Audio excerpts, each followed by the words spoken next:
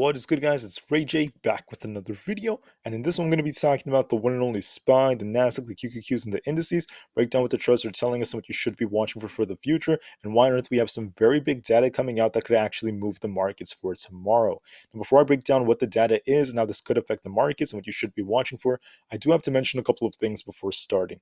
Firstly, I'm not a financial planner. Make sure you take none of this as financial advice whatsoever. And also, if you guys can, please smash the like button if you want to see more videos like this. It not only benefits me, it benefits the entire community as a whole.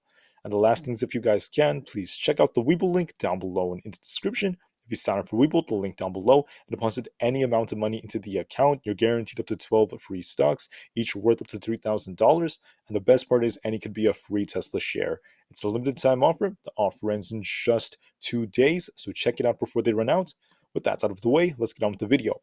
So SPY is up 1.45% for the day. Let's go. And this thing actually had an indecision candle yesterday. I was actually kind of indecisive, but I told you guys the odds did favor this thing trying to push up a bit because of what I was seeing on the tech side. And instead, we didn't just push up a bit, we actually got a nice push up, a very big gap to the upside, closing at 401.35. And overall, the technicals look quite bullish right now. However, I do love to be very bullish and see the markets rally, but we also have to be very rational. And that's because of the fact that it's going to be very hard to predict tomorrow because we have so many events coming out, so many big catalysts are coming out for the market, so much big data. And that will affect whether or not the market does continue to explode, or if the market does cool off a bit or maybe trade sideways. I'm going to break down what that data is. So to start us off, we have initial jobless claims coming out. This is super important because the market wants higher unemployment. We want these numbers to be high. We want more jobless claims because the market wants more unemployment. When unemployment goes up, we're going to see less people buying tons of things. There's going to be less consumer spending. That's going to slow down inflation, or at least play a big role in doing so. That's also what the Fed wants, because when there's more unemployment, the Fed is incentivized to actually tighten less. On top of that, the huge thing coming out is going to be the GDP data. Remember, when economists talk about whether we're in a recession or not, they often use the GDP as a big metric for that. 2 consecutive negative GDP quarters tends to define a recession. And the importance of GDP is it tells us how the economy is doing right now. Are we seeing way too much growth? Are things slowing down? So there's going to be a revision of the fourth quarter GDP report. That's super, super important. And if this is actually a little bit harder than what we saw initially, that may not be as good for the markets, because it could actually give us signs that the economy is it's still too hot, and it could still drive up inflation. But at the same time, if it's way too low, if it's super, super low, that could also signal we're getting closer to a recession, as GDP is going to decline. So it needs to be somewhere in the middle, very close to forecast. That's what the market would probably want. I don't really know how it's going to come out. That's why I can't predict how we're going to open, but I can talk about technicals. I'm going to do that in just a couple of minutes. On top of all of this, after the first couple of hours, I think by the time we get to about, I think it's going to be 10:45 a.m., not 10:45, I think 11, or almost noon in the East Coast. We have the Fed barking and also the Fed Waller speaking. When they speak, the market could also react to what they say. So once again, very hard to predict today. We might see more sideways price action because of it. I also want to note that for the 30th, we actually have very few options expiring, only 100,000 puts. Not too much, with the 395 being max pain. There's not a whole lot going on tomorrow, so I don't expect us to just rocket much harder, but I could be proven wrong if the data ends up allowing it. So once again, very hard to predict tomorrow, but I want to note that for Friday, things are different because we have 1.7 plus million puts expiring on Friday. It's insane. 395 max pain at 2.34 put to call ratio. Now, this is actually going down because we're seeing some more calls being bought and also lots of puts, at least some puts, being closed. When puts are being closed, we're going to see some market makers, also some institutions, hedge by buying lots of shares. If they continue to buy up markets like this is leading to more buying pressure. And if they continue this going into next week, we could see the market squeeze even more. As far as the GDP goes, this is super important, coming out tomorrow morning for the fourth quarter. And also, if you look at what the real GDP looks like, looking at the percentage changes, it's actually contracting quite a bit. We already know this. We do have some estimates of the fourth quarter GDP. We just need final data to come out. But if this thing, ends up contracting, which is, it's actually showing signs of doing so, the more it gets closer to being negative, the more likely it is for us to enter a true economic recession, right? Could we be in a recession right now? It is very possible, right? But we can't confirm it until we have more data. And by the time the data comes out, there's often situations where we're already like starting to recover or other things like that, depending on the severity. But I just want to note that this is looking more like things are getting tighter and tighter as time goes on. We may even see this turn negative, I would say, by this quarter, by the time Q2 comes out, maybe into Q3. Once again, recessions are still very, very likely and on the table. If real GDP increases way too much, right? That's another very big metric that the market's going to consider. Like I said before, there are going to be too many increases to investment and also consumer spending and other factors like that that could actually drag inflation up. So please be very careful when the data comes out. I mean, I don't really want to give you guys like a prediction on the GDP. I just don't know. My guess would be maybe it's going to be somewhere near the forecast, but it's best to just be prepared for anything just in case. Now, as far as SPY goes, I just want to note that we should all be prepared just in case the data causes the market to drop a bit. If SPY breaks below like 398, there's this gap down here, but that's just me trying to prepare you guys just in case. Now, if we ignore all the data and all the like negative possibilities, what are technicals telling us? That's a completely different, aspect of the chart. Technicals are looking bullish. Technicals look very, very bullish because once again we're in this uptrend. This is looking like a bear flag, but so far we haven't necessarily broken out of it. I also want to note that when you look at the moving averages on the daily chart, um, the 50 moving average was at 399. We broke above it. We're holding above it. That's a good sign. And we were actually stuck between the 15 to 20 for the past like 8 days, going back and forth, consistently getting rejected off like 398 to 402. It just kept happening, right? We finally got a break to the upside. So the odds favor us eventually breaking up even higher and seeing SPY push to like 402, 404, 406, and etc. The odds heavily favor that. Now, that does not mean that every day has to be green and perfect. I'm not necessarily saying that because it's going to depend on the data tomorrow and what the Fed speakers say. So I'm just not as confident or sure about how tomorrow is going to go. I do think we might see some sideways action. We're going to fight for 402. Let's see if we could get to 402. But it doesn't really matter too much because as long as we hold around these levels, we're going to be fine. And by the time we get to Friday, maybe going into next week, there's a good chance we might see more of the shorts getting squeezed. And this thing might just keep on going to about 404. And if we break this 402, then 404 area, we have a very important resistance between 405.9 and 406. 406.6. There's also a gap up here around this 406 zone, so we might come up to fill this gap very soon, right? So that could be very bullish for SPY. This thing might just keep on going. There's no confirmation of this thing slowing down just yet, so the odds do favor upside big time. I just talked about the data and the possibility of downside because you have to be prepared for that just in case the data does cause some downside. But even if that's the case, the odds heavily favor us most likely holding up these higher levels, not dropping way too much, and eventually continuing the push to the upside. I want to make that as clear as possible. Technicals are suggesting that they're most likely going to be correct, but I can't promise anything because data could tell a different story. All right. But once again, I do believe no matter what happens tomorrow, I am anticipating some sideways action, most likely because of the Fed speakers like later on and like all the data coming out. But after tomorrow, going into like Friday, maybe even next week, I think the market's most likely going to push up more. And we're going to see SPY eventually get to 402 and even higher very, very soon. But the QQQ, same thing with SPY. We might see some chop tomorrow. Really depends on the data. But overall, this thing is looking strong and quite bullish, actually. I also want to note that we're getting very close to deliveries reports for like Tesla and other big companies.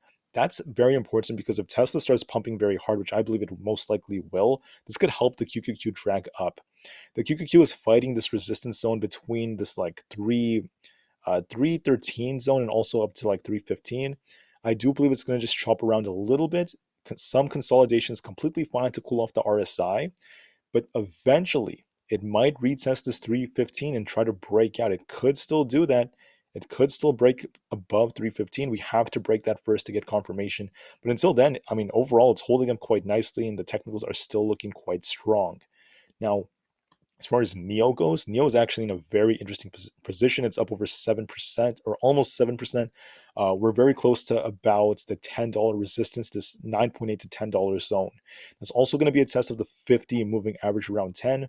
Overall, it looks bullish, but if the data causes us to pull back a bit, or even like trade sideways, that's completely fine. That could happen. But then later on, if NEO gives us a good deliveries report, which I believe they will, it's most likely going to fly all the way into the 10s, if not 11s. That's most likely going to happen if we get some good numbers. NEO overall looks more bullish from a technical standpoint. On the VIX, I just want to note, I'm going to close out these drawings. I have a lot of like support and resistance levels. The VIX was supposed to hold like 20. It actually failed to do that, right? That's the very important zone from the past. So now the VIX is downtrending. This downtrend is getting stronger and stronger. Look at the MACD on this thing. It also dropped below the 50 moving average. That was actually holding the VIX up for the past couple of days. This tells me that the VIX, I think it gapped down a bit. I don't know if it's going to push up to try to fill this gap first, signaling a possibility of a little bit of downside in the markets, maybe some sideways action. And then this thing just continues to drop below 19 and gets back to the 18s. That's very, very possible. So it might like push up a little bit and then start coming down, meaning the market might end up coming down just a bit and then eventually pushing up later on. This is just the inverse of what the S&P 500 does. And if that's the case, there could be a small pullback in the markets, completely fine because of the data. But later on, I just want to note the overall trend is still bearish on the VIX.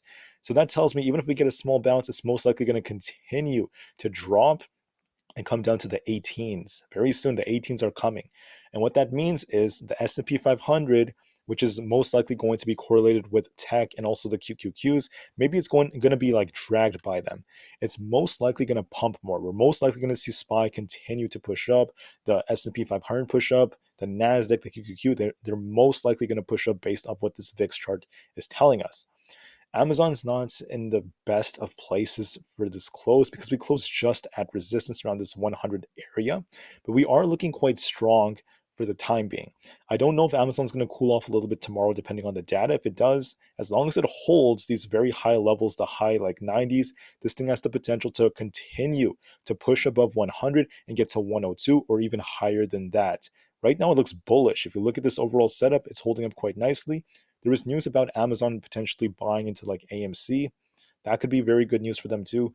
Overall, quite nice stuff from it. I think it could try to retest 102 soon.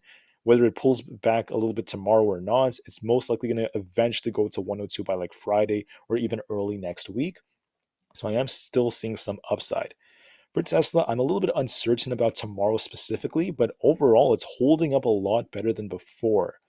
Notice how Tesla came down to this 185 area just yesterday right here, and it actually got a nice bounce. What else is quite bullish looking is the possibility of this inverse head and shoulders. It looks a little bit like this. I'm not sure if I should use the daily or the 1 hour to show it. I think the daily could show it too. But the bottom line is this thing basically, it held 186 from this end, and from this end it held 186 as well. So if it does complete this potential, inverse head and shoulders, Tesla could continue to push up and get all the way up to 200 very soon.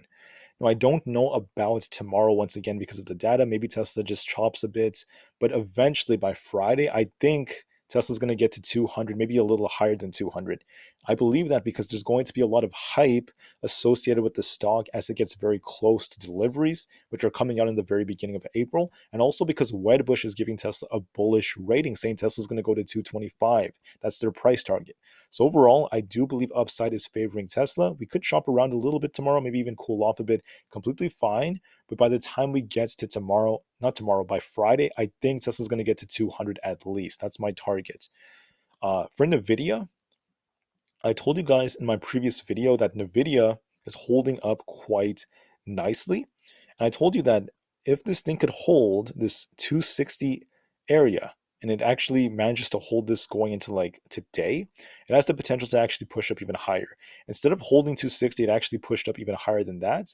And now it's looking to me like there is this gap here. So I don't know if it's going to come down to fill the gap and then try to bounce, or if it just keeps going. It might actually just hold in this area, continue to chop a bit, but it could actually try to get a retest of 275. I also want to note that Nvidia was showing some signs of price exhaustion, so I don't expect it to be like insanely bullish, exploding to like 300 or some crazy numbers like that. But I do believe it's going to most likely remain kind of choppy and holding up these higher levels for an extended period of time. Now, if the market continues to squeeze because of like better data, like a good PCE report, Nvidia could even break above 275 and try to push a little higher. It's very, very possible. But once again, it needs some data and a catalyst on its side alongside the overall market. Apple's looking pretty strong. I told you guys yesterday we might see Apple try to get back to about 160. A nice bounce off this 157.5 area was very good. That's what happened to Apple. And now it's looking to me like Apple might try to fight for that 160 to 162 very, very soon.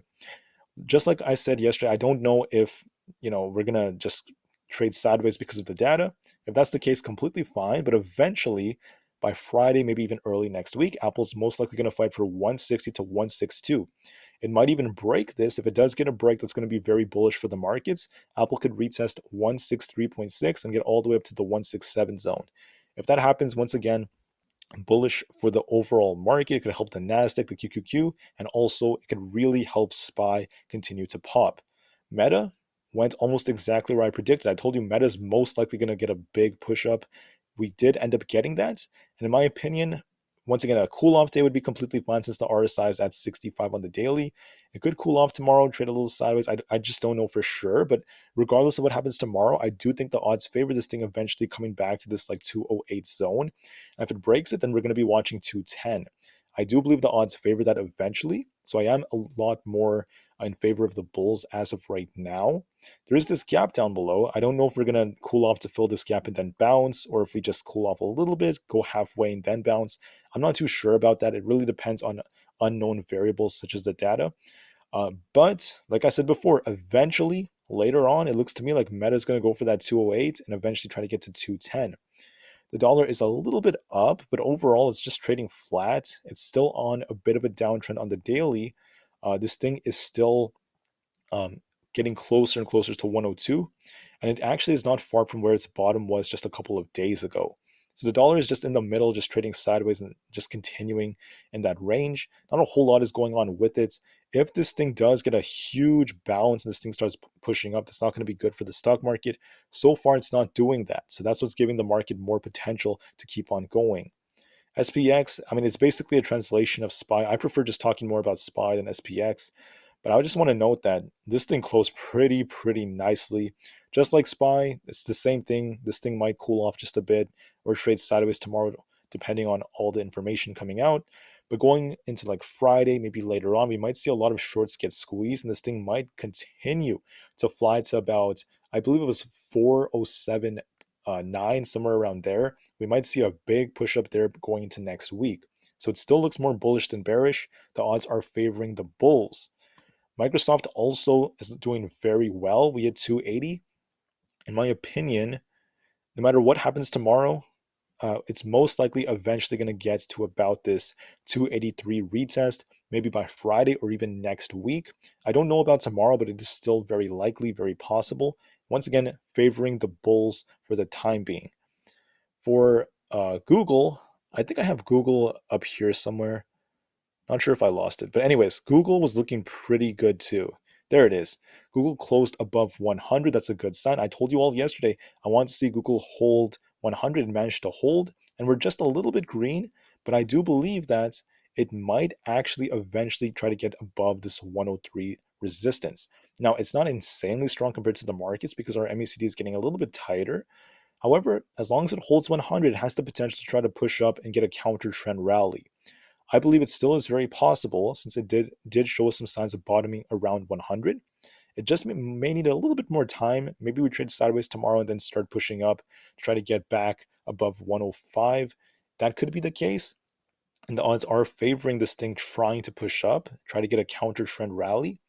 As long as we don't break below 100, it still is very possible. All right, so with that said, I think I went over the majority of stocks. The 10-year treasury yield is just flat today. One of the things I mentioned to you guys is we had some major resistance around this 36 zone.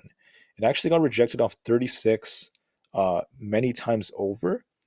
I think it got rejected here around 36.4, right here around 36.7. So my prediction was this thing would push up to about 36. We ended up going there and we could get a rejection here. So far, this is what this candle is looking like. It looks like a doji. This is telling me that we might see a reversal in the 10-year, which means that it might start coming down to fill this gap. If that happens, that's going to be most likely bullish for the stock market.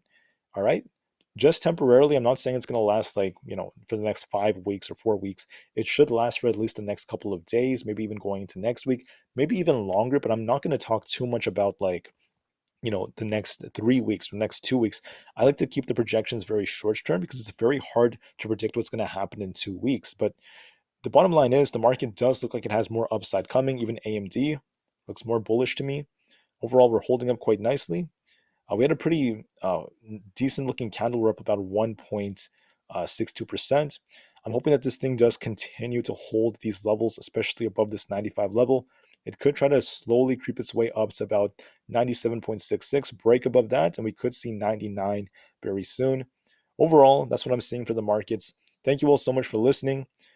As I said many times over, I'm not too confident about what's going to happen tomorrow. It's very hard to predict with all the things coming out, but I do believe eventually the market will likely see more upside by Friday, thanks to the fact that we have so many puts expiring at the same time. And the market is giving us very, very bullish signals from a technical standpoint. So the odds are favoring upside most likely later on, going into Friday, even next week. Just not too sure about tomorrow. Anyways, thank you all for listening. Have a great day. Remain calm, cool, and collected. And I'll see you guys in the next one. The market to the moon because the long term future is still incredibly bright. And peace out.